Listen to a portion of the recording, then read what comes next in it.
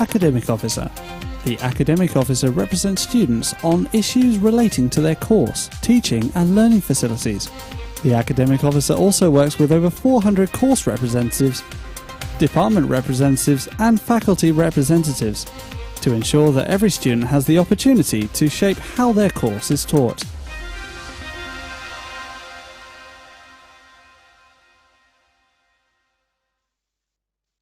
Yes, hello, good evening. You're listening to and watching URY. I'm William King here with Matt Johnstone, who is standing to be the Academic Officer for USU. Matt, you've been here for a year. Why are you standing again? I have a lot of unfinished business. It turns out that trying to complete a manifesto worth of goals during a global pandemic isn't entirely feasible, especially when some of those goals aren't actually practical during a pandemic. So I'd really just like to be able to tick off some manifesto goals properly rather than just adapting them for a current COVID world. So how do you think the first year's gone then? I suppose on results night we'll find out. I don't claim to be the best SAB in the world, but hopefully just being a half decent person and trying your best at the job is good enough. Yeah, I've certainly enjoyed the past year, in spite of its many trials and tribulations. So yeah.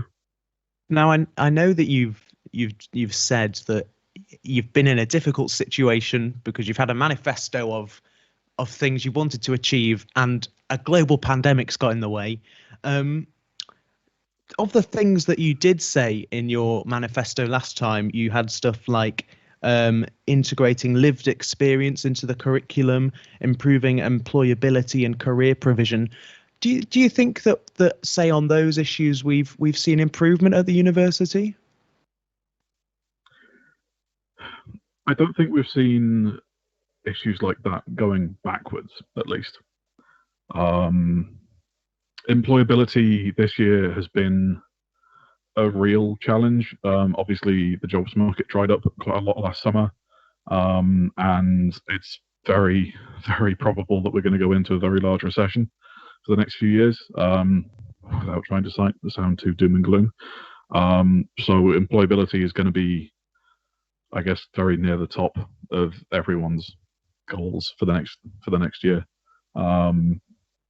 Yeah, it's just been a really, really interesting year apart from anything else. Like I've got this laminated version of my manifesto from last year, which was actually from the candidate speed dating night, I think it was. And I've just kept it for over a year now. And every now and then I just pick it up and look at it and go, yeah, that would have been nice. But it's been guiding what I've been trying to do. And one that really hasn't gone away is the point about diversifying the curriculum. And I've not been able to do as much work on that as I've wanted to this year. Carly's actually been doing a lot more work on that than me, but I've still been trying to go to the events and help support people speaking at the events, just to try and spread the word a bit more.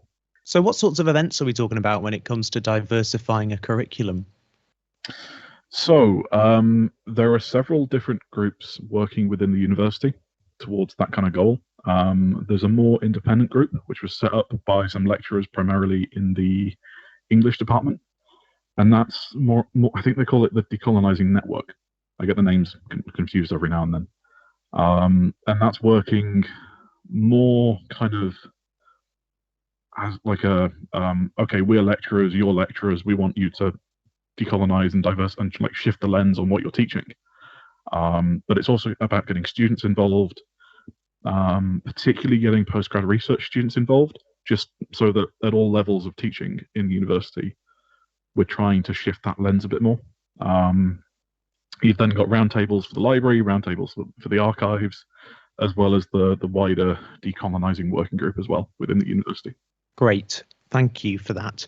Now, so you're on as part of the 3 manifesto points people will have seen on the York Vision website today. Revamp ECA procedures, get ahead of the curve and implement self-certification. What would this entail then? So this comes from the Office of the Independent Adjudicator. Oh my word, OIA is the easier way to say it. And OIA kind of they almost police teaching in universities and teaching quality to a certain extent. Although you've also got the Quality Assurance Association, which is a whole different ballgame. So they released some guidance before December, which was like, hey, universities, maybe you don't need someone to go and get a doctor's note because they had a bad stomach on the day of the exam, when actually they're not going to be able to get in to see their doctor for about 3 days afterwards anyway, by which point it's all gone. So you're wasting NHS time and all that. Why don't you just actually believe the student? Yeah, so this is all on extenuating circumstances, that sort of thing. We've seen in the pandemic they've removed much of the requirement for that. Is what you're suggesting that we continue with the way things are in the pandemic, or are you wanting to take things a bit further? So the adaptations that have been made through COVID, which we are very, very grateful to see back for terms 2 and 3 this year, they're not sticking around. They are purely for this academic year again. And we are, what I want is for you to be able to self-certify and say, look, I'd like a 1-week extension. I've been struggling with my mental health recently. Can I please have that 1-week extension, without having to then go through all of those trials and tribulations of going to Open Door, going to see a practitioner, getting medical evidence for the fact that you've just had a bad week. When So actually, how are you gonna do this? How are you gonna implement this? How are you gonna get through to the university on it? hopefully through common sense. I mean, that line about how actually you're probably just wasting NHS time with this kind of thing, particularly with the example of the stomach bug. That's not something that the NHS would normally go out of their way to provide a note for. In the working environment, you could get maybe 5 days, at least 3 days off on sick leave without having to provide a medical note. So why is that different in a university setting? Could this not be exploited though? If people don't need the note, could they not say, "Oh, but okay, I've been out, I've had a great time, but I haven't actually done my work. The deadline's coming up. Please, can I have another day or two?" Can that not be exploited? Current system can already be exploited. It's more difficult, but if you're determined, you're still going to exploit it currently. And frankly, I'd rather have faith in our student body. And also, it's not my job to police the student body. We are running out of time, Matt. Thank you very much for all of your answers so far. You say you want to make sure we come out of COVID with a plan. Have you got a plan? I have a vague plan. Yeah. But I don't want to announce a plan that actually people don't agree with, which is why it's going to take a lot of work over the next term to make sure that we consult with students and say, look, what's working on your course, what isn't working on your course, what do you want to keep going forwards? Because there's no point keeping stuff that doesn't work. You talk a lot about social media, and you're going to need to use that when you're wanting to reach out to students. How do you feel your current use of social media is, and would you want to change any of that? Yeah, my current use of social media has been pretty weak, particularly this term. Last term I was trying to post weekly at least. This term it's been, I think, 4 or 5 posts for the entire term. Obviously I was a bit unwell a couple of weeks ago, but that's still not really an excuse.